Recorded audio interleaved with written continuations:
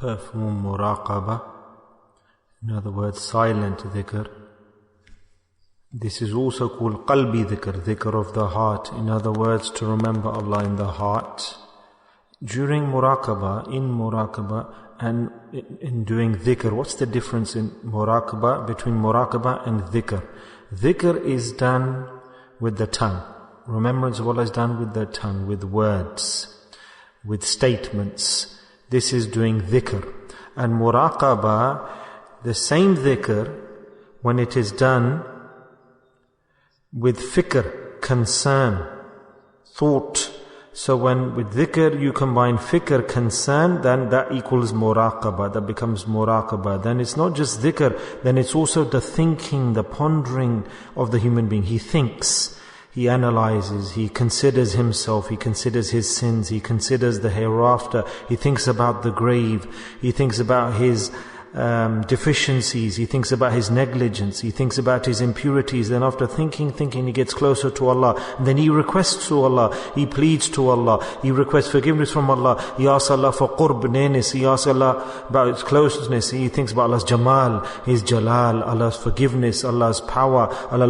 He considers the extreme punishment, he considers Allah's displeasure, and in parallel he remembers Allah at the same time. And this is called muraqabah.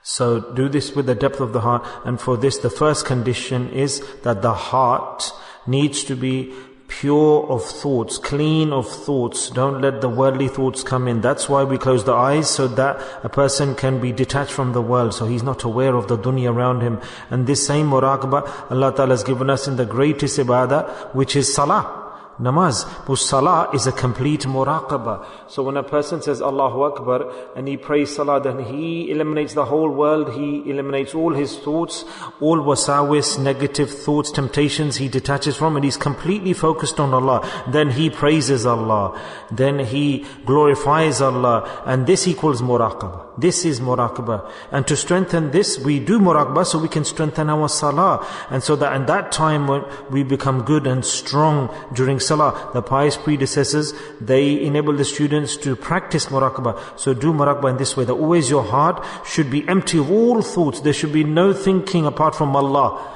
no thoughts apart from Allah. And imagine that just like we think during salah that we are stood in front of Allah and we are saying Allah is listening, same way during muraqabah, same quality, that when you sit in muraqabah and close your eyes, then a full belief, full faith, yes, that فَاذْكُرُونِي أَذْكُرْكُمْ, my heart is remembering Allah, and Allah is responding, Allah is replying to this, Allah is listening. When a person follows this principle of muraqabah, the pious predecessors of the deen have stated that doing muraqabah, eventually he gets mushahida as well. He observes, he experiences. Through muraqabah you get mushahida, experience. These are the phases, the steps that Allah Ta'ala bestows. The more the individual works hard, the more Allah Ta'ala gives to him, grants him.